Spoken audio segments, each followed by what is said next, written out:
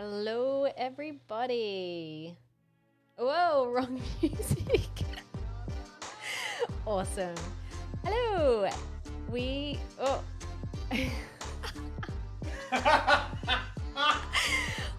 no one's watching this yet. I don't think we've got any viewers. I'm trying to be technical and fancy and pressing buttons that currently aren't working, but that is okay. So anyway, I'm going to close this music off. Welcome to our mitochondrial web class today. So I wanted to go over a lab test that we run. It's a wee test that looks at the mitochondria. Now, let me screen share. Okay, cool. So if anyone jumps on live, feel free to ask questions in the comments below, and I'll answer them throughout the web class so I can actually see those. If you're watching this as a recording, feel free to pop comments, questions below as well. It'd be awesome to hear, one, if you're struggling with any of these issues, and two, what insight you gained from this web class. So I've put up a little picture here first of all of a mitochondria, because not a lot of people really know what the mitochondria are. Maybe if you've done health science or a PT course or something, you probably would have learned about it at school. But basically the mitochondria live in your muscle tissue. There's tiny little organelles, millions of them, and basically their role is to convert foods, so fats, proteins and carbs from the food that we're eating, into ATP energy. So this is just a nice little diagram here of the mitochondria and its structure. Chris always tells me off because sometimes I get a little bit too sciencey, so I'm not going to go over like all the little nitty-gritty details about the mitochondria and what makes them up. But basically, I wanted to talk about this because some of the common signs of issues with the mitochondria are energy issues, also weight issues or metabolism type issues. And also people can just feel really drained, very achy, and also poor exercise recovery, or, you know, if you've been moving, exercising, and then you feel really drained afterwards, that's often a sign too that there's mitochondrial issues. So on this next slide here, so this is basically a picture of the mitochondria. Again, we've got on the, what side is that? Left side? I'm terrible with my rights and lefts. I actually failed my learner's course. My P's course, because the instructor kept saying go left and I would go right anyway. So that's not great. So anyway, we've got a healthy cell here. So when the fats, proteins, carbohydrates from food come down to the mitochondria, lots of energy should be produced. With that energy comes some free radicals. Okay, but if the mitochondria is nice and healthy, these free radicals are few. I will go into that in a bit more detail in a secchi, but there are lots of things that can damage the mitochondria. So some of the common things that we would see or we would think about are toxins, so environmental toxins, skincare products, cleaning products, anything with nasty chemicals, can cause these mitochondrial or can actually damage the mitochondria. Also viruses like coronavirus, so COVID-19, will damage the mitochondria. Also people with glandular fever. We have had a lot of clients who have suffered with glandular fever like 10, 15 years ago, and, you know, although they're not in that state of fatigue that they used to be when they first had it, there had been so much damage done, often to the liver and also to the mitochondria, that they never have recovered their energy. So lots of viruses, inflammation. Now also too, when you produce energy and you create these free radicals, sometimes if you're producing too much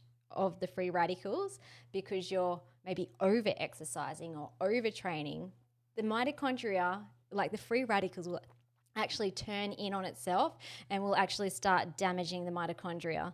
So we are very big fans of exercise and movement. However, you want to do it safely and where your body is at, and you want the exercise that you choose to do to be supportive, not damaging. Okay, so basically you can get a shriveled little mitochondria. This is going to lead to a lack of energy because of the free radical damage too. Like literally you can just start becoming achy.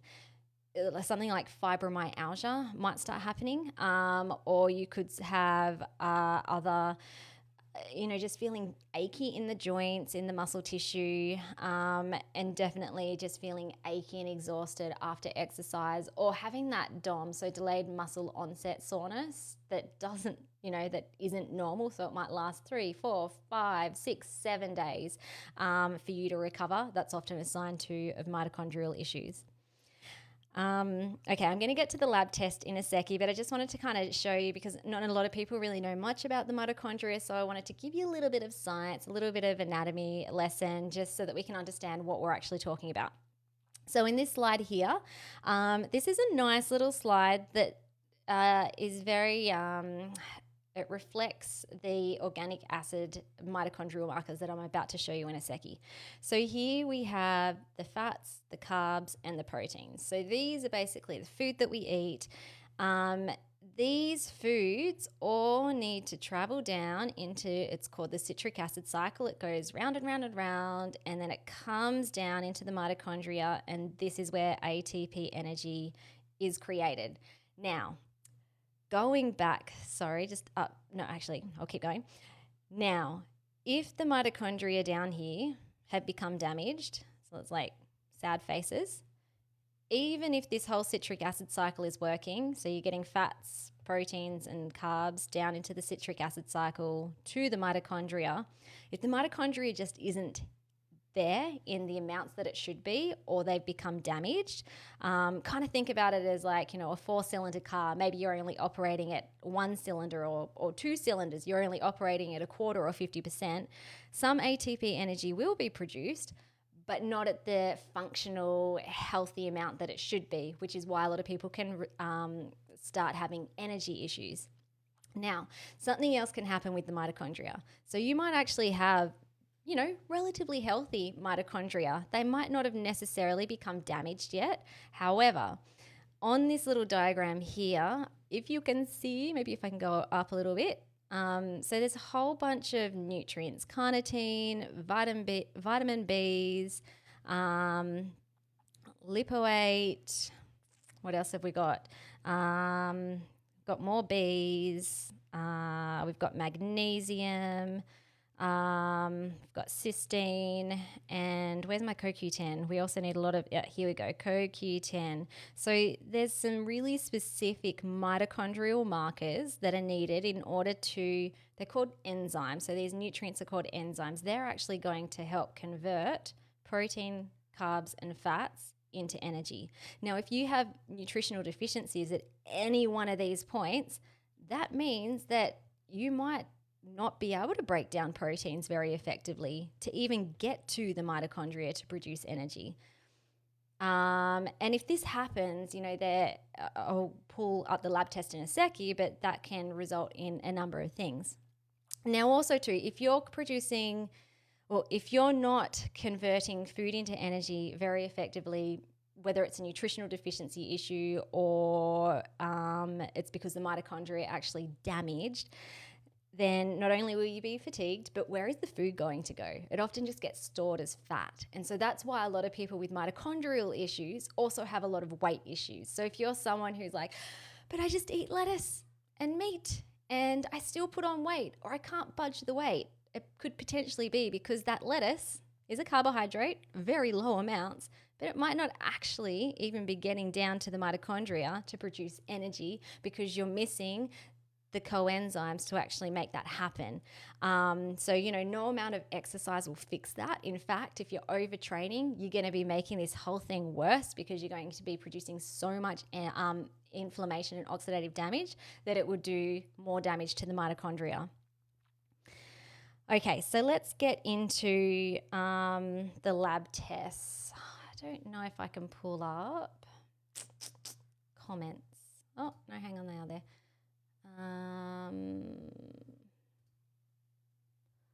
Yeah, cool. I just wanted to pull up the comments in case anyone wanted to ask anything so I can see any questions before I continue. Okay, so on this, this is an organic acid test. So this is one of the urine tests that we run with clients to try and determine what is actually happening inside their body. The organic acid test looks at the mitochondria, the brain, the detox system. It has some gut markers. And I'll go over those ones at a later time if anyone's interested. But today I just wanted to focus on the mitochondrial markers. So here you can see we've got the fatty acid metabolism. Then we've got carbohydrate metabolism. Then we've got the citric acid cycle, which, remember, is all about this cycle here. Then the next markers are B-complex markers. Now, this is a bit, misleading. Well, it's not really misleading. This really should be protein metabolism. The researchers or the people who actually designed this test, I don't think actually titled it properly.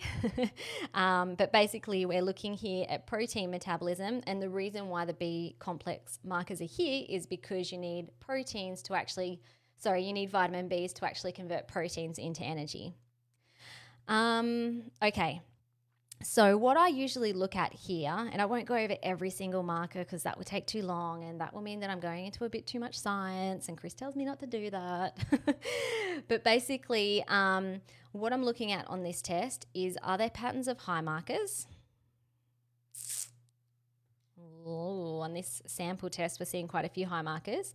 Or are there patterns of low markers? So anything in this first quintile or anything that says DL. So that means below detectable limits.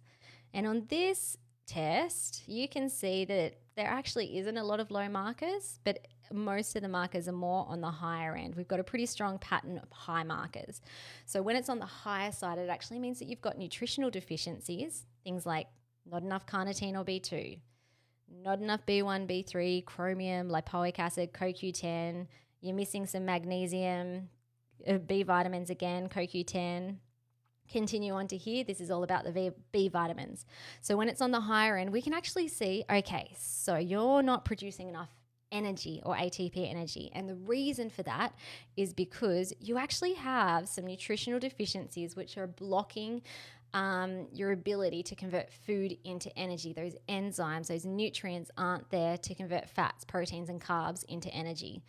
If, on the other hand, there were a lot of low markers, that's where we actually see what's called mitochondrial retraction, where the mitochondria themselves have actually become damaged. Now, you may also have nutritional deficiencies, but it's not going to show up on the test.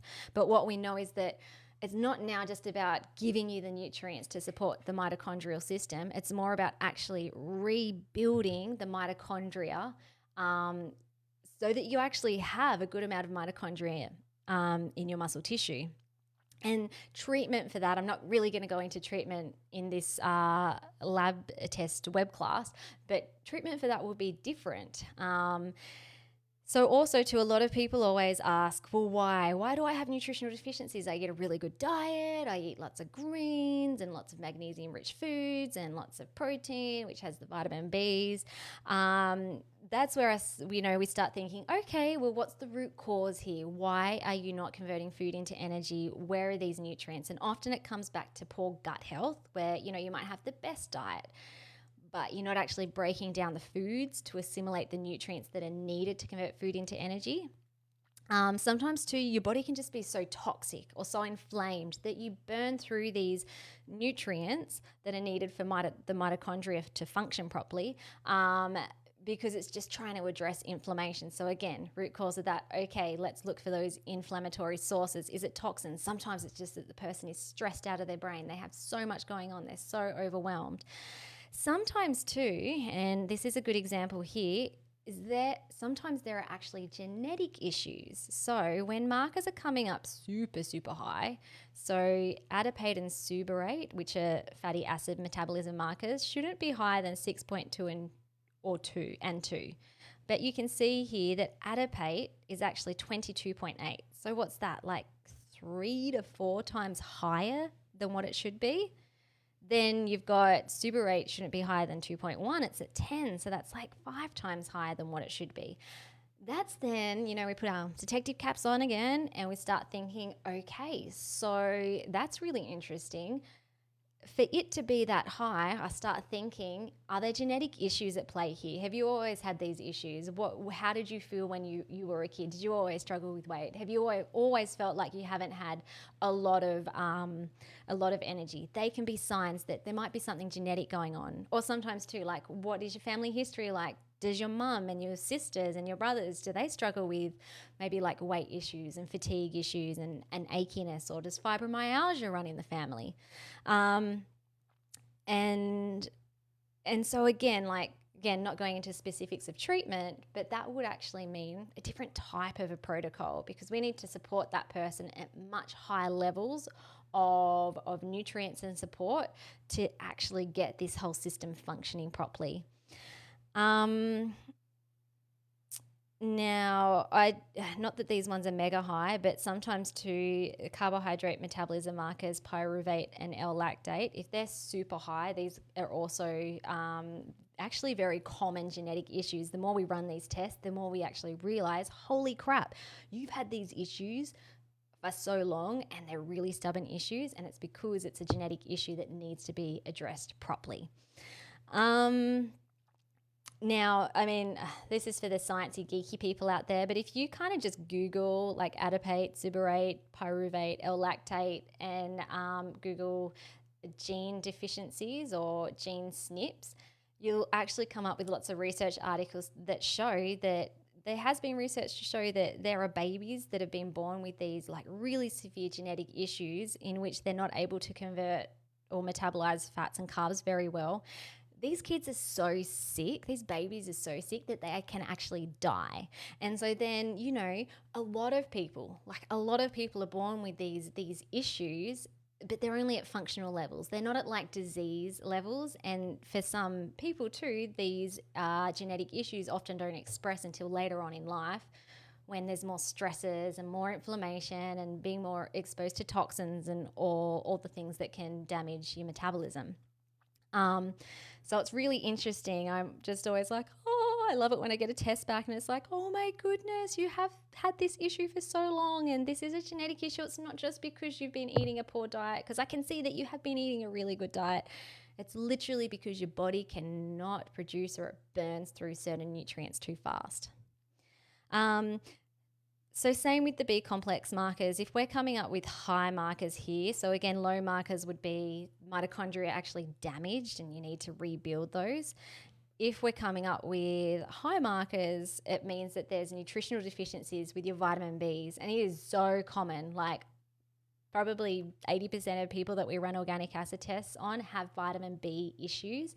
And vitamin Bs are not just important for the mitochondria, but for every cell in the body. Every cell is made up of fats, proteins, and vitamin Bs. So you can imagine that if you're deficient in vitamin Bs, you might not just have mitochondrial issues. You might have brain issues, nervous system issues, adrenal issues, hormone issues, like every issue.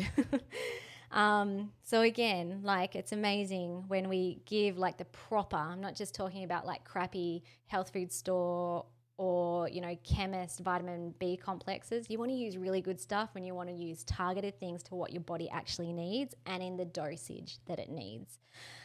So when we help people with the right amounts of things that they need, their life can change. I've had we're kind of going off the topic of mitochondria now, although yes, definitely energy can improve. But people with vitamin B deficiencies often have insomnia and sleep issues. They often have OCD type issues, whether it's emotional eating, food addiction, maybe they're addicted to alcohol, smoking, mental health issues, absolutely, because vitamin Bs are integral for the brain health. And so I find that a lot of those people also will have anxiety, depression. And when we get the right Bs and the right amounts and in an activated form, it's almost like a light bulb pops on and their life like literally changes. This is life-changing medicine. That's what we call it. Not just root cause medicine. We're not just getting to the root cause of what's going on in your body and in your life and in your relationships and in your environment. We're changing lives, which is so exciting. Okay, cool. I mean, I can go over no, I won't. I won't go over really specific things because I think that's a bit overkill. But just one last thing with the mitochondrial markers is, now you might have heard of the word methylation. It's a bit of a trendy word in functional medicine. So methylation is all about the way that you can detoxify from toxins. And so a lot of people also have what's called the MTHFR gene SNP. So that's where they have a gene where the methylation just doesn't work very well because they burn through a lot of their B12 and folate and some of these other vitamin B markers.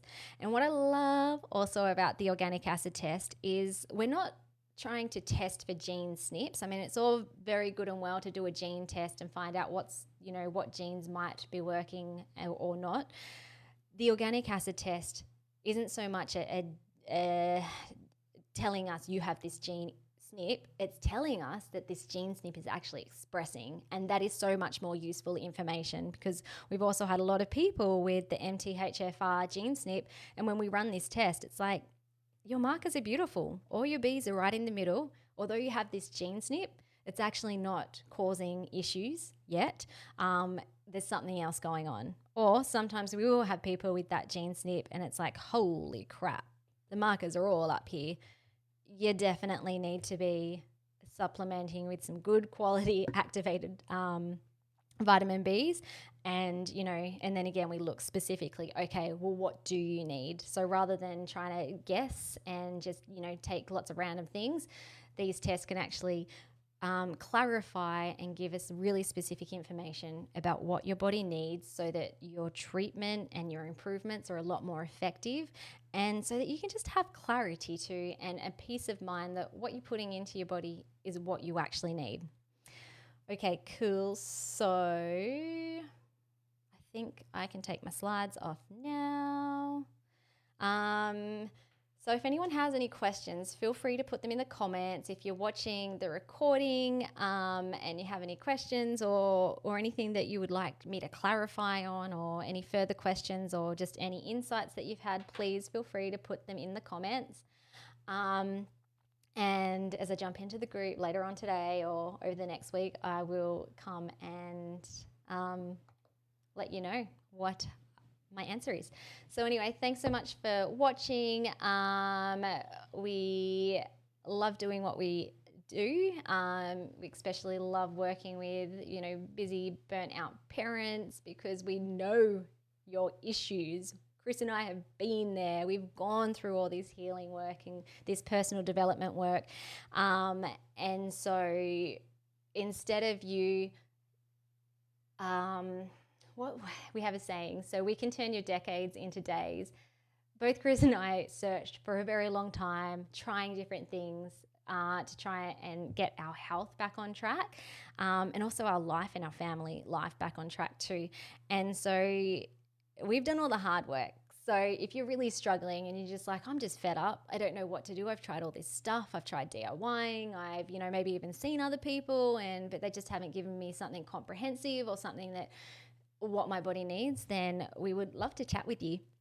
So feel free to reach out. You can pop in the comments below if you would like us to chat with you about what's going on in your life and in your health, and if it's something that we could help you with. We're also very happy with referring people out if it's beyond our scope. So don't feel like you're going to be pressured to have to do anything. We want the best for you, and we want you to feel happy, healthy, and have the lifestyle that you want as quickly as possible. So whatever that takes to get that happening, we will support you. Okay, anyway, I'm signing off now, and hope everyone has a lovely day, and I'll chat soon. Bye.